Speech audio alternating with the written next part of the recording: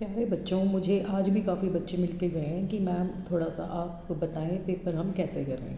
खासकर first year के students, क्योंकि सेकेंड फाइनल ईयर वालों को थोड़ा सा फिर भी आइडिया हो जाता है। तो प्यारे बच्चों, आपको सबसे पहले क्वेश्चन पेपर का पता होना चाहिए, जो कि आपके सिलेबस में मैंशनड होता है कि कितने मार्क्स के कौन से क्वेश्चंस आएंगे। As per marks allotted to you, तो आपको उतना ही लेंथ का लिखना होता है, उसमें वर्ड लिमिट होती है बच्चों। तो जैसे कि ग्रामर के हैं तो वो यूजुअली सेंटेंसेस की फॉर्म में ही आते हैं, जैसे कि अटैम्प्ट यानी 16-20 में से कोई 16 करने होते हैं। तो वहाँ पर आपको काफ़ी चॉइस होती है।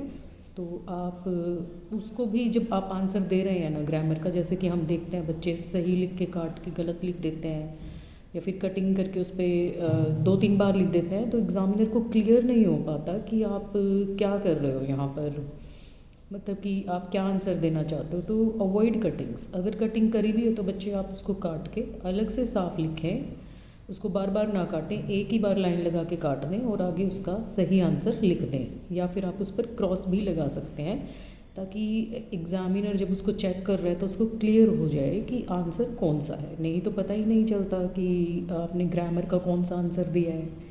मैं अपना इंग्लिश की ही बात कर रही हूँ यहाँ पर। तो जहाँ तक उसके थोड़ा सा सोच समझ के आंसर सीखें कि आपको कटिंग्स करनी ही ना पड़े, क्योंकि कटिंग से बहुत ही नेगेटिव इम्प्रेशन आता है। पर हो भी जाती हैं, ऐसी कोई बात नहीं है, हो भी जाए तो उसको आराम से एक लाइन से काटिए और आगे उसका आंसर सही लिखिए। बार बार 3-4 बार काट के उसको सेम ही आंसर को ना लिखें, स्पेशली ग्रामर में। तो उससे पता ही नहीं है कि आप क्या आंसर देना चाहते हो। फॉर एग्ज़ाम्पल हैज़ हैव में आपको ऑप्शन है, एक बार आप काट के हैज़ लिख रहे हो, फिर आपने हैव लिख दिया, फिर हैव को भी काट के हैज़ लिख दिया, फिर से हैव लिख दिया। ऐसे कई बार समझ ही नहीं आता कि बच्चा क्या आंसर दे रहा है। लॉन्ग क्वेश्चंस की बात, और एक चीज़ और है, बहुत सारे बच्चे तो क्वेश्चन का जो सीरियल नंबर है वो ही सही नहीं लिखते हैं कि कौन सा आंसर आपने लिखा है। क्वेश्चन पेपर में 1 2 3 4 है, तो आप अपने मर्जी से उसको, अगर आपने 4th पहले अटैम्प्ट किया तो आप उसको 1 लिख रहे हो, this is wrong. Question paper में जो नंबरिंग की गई है वही नंबरिंग आप अपनी आंसर शीट में देंगे।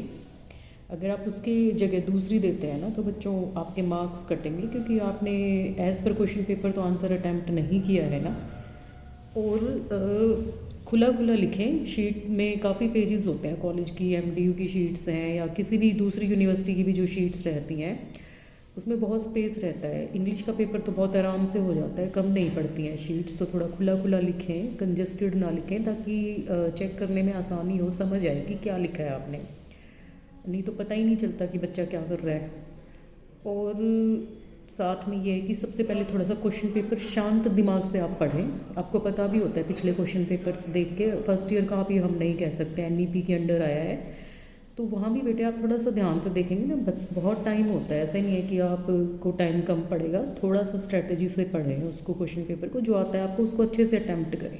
सपोज़ आपने सबसे पहले 5th क्वेश्चन किया है, तो उसको आप क्वेश्चन नंबर 1 नहीं लिखेंगे, उसको आप क्वेश्चन नंबर 5th ही लिखेंगे। ये भी बहुत गलत करते हैं बच्चे। बहुत सारे बच्चे रोल नंबर पर अपना आंसर शीट पे अपना रोल नंबर भी गलत भरते हैं नर्वसनेस की वजह से। तो सबसे पहला काम आपका है कि आप अपना रोल नंबर ही सही से भरें, सबसे पहला काम। उसके बिना तो आपका रिज़ल्ट ही नहीं आएगा। गलत रोल नंबर होगा तो आपका रिज़ल्ट ही अटक जाएगा।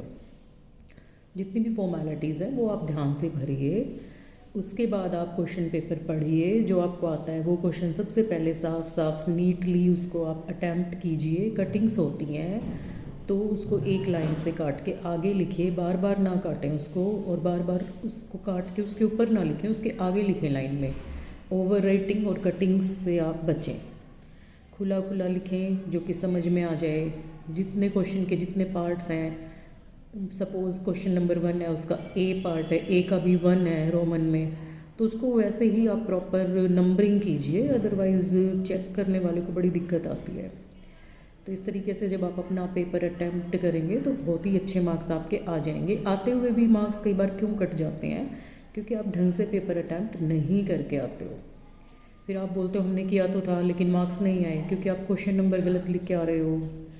एक ही क्वेश्चन को बार बार ना करें, क्योंकि पता चल जाता है, इंडेक्स वगैरह भरते हैं तब पता चल जाता है बच्चे ने एक ही क्वेश्चन को 2-3 बार लिखा हुआ है। बहुत से बच्चे स्मार्ट बन के लिखते हैं कि 2 बार नंबर काउंट हो जाएंगे, ऐसा नहीं होता है। वो कुछ पैटर्न्स होते हैं, तो वो पता चल जाता है कि बच्चे ने ये एक ही क्वेश्चन 3 से 4 बार कर दिया है, तो बच्चे वो नहीं होता है। तो आप ऐसी चीज़ें ना करें ताकि एग्ज़ामिनर इरिटेट ना हो। सबसे ज़रूरी तो है कि जब आप पढ़ रहे हो, पढ़ते टाइम लिखते हुए आप इंपॉर्टेंट पॉइंट्स नोट करते जाइए, तो वो आपको एग्ज़ामिनेशन टाइम में तुरंत याद आ जाते हैं कि इसका ये आंसर लिखना है हमें। क्योंकि जब आप एक बार लिख लेते हो तो वो आपको लॉन्ग टाइम के लिए याद रहता है, और आप नर्वसनेस में भी उसको यूजुअली नहीं भूलते हैं। ये प्रूवन है बच्चों साइंटिफिकली। तो मैं तो ऐसे ही करती थी, पढ़ती थी तब। अभी भी कुछ पॉइंट्स होते हैं तो मैं उसको लिखते हुए ही करती हूँ, अदरवाइज़ वो बहुत ज़्यादा याद नहीं रहते हैं। तो जो भी इम्पोर्टेंट, जैसे आप कोई नॉवल ही कर रहे हो तो नॉवल के आप कैरेक्टर्स लिख के देखें तो आपको तुरंत याद आएंगे वहाँ पर, और नॉवल में कौन से कैरेक्टर का किससे क्या रिलेशन है। उस तरीके से जब आप करेंगे तो वो आप भूलेंगे नहीं उसको, गलत भी नहीं करेंगे। एनईपी के अंडर बच्चों सिलेबस इज़ ईजी, बहुत मुश्किल नहीं है। मैं ये नहीं कहूँगी कि बिल्कुल बिना पढ़े ही हो जाएगा, ऐसा तो कुछ भी नहीं हो सकता। तो उसको आप ध्यान से पढ़ेंगे, and everything is available there notes are available on internet if you have no book. Otherwise अब तक सारी बुक्स तो आ भी गई हैं। अगर आप ट्राई नहीं की है तो अभी भी आप देख सकते हो, मिल जाएंगे आपको। आपके पास तो अभी भी टाइम है बच्चों, आप अभी भी पढ़ लोगे तो आपका बहुत अच्छे से हो जाएगा। स्पेशली फर्स्ट ईयर स्टूडेंट्स के लिए मैं ये बोल रही हूँ, चाहे वो किसी भी स्ट्रीम का है, आपकी बुक्स अवेलेबल हैं। नहीं भी है, सपोज़ ऐसा है नहीं वैसे, तो इंटरनेट से आप उसको सिलेबस देखते हुए अपना सारा का सारा ले सकते हो, सारा जो आंसर्स हैं। तो इस तरीके से पढ़ने में कोई मुश्किल तो नहीं है। थोड़ा सा सिटिंग दीजिए, फ़ोन्स अवॉइड कीजिए बच्चों एग्ज़ाम टाइम में, और खाना थोड़ा लाइट खाते हुए पीसफुली अपना पढ़िए। Definitely you will score good marks.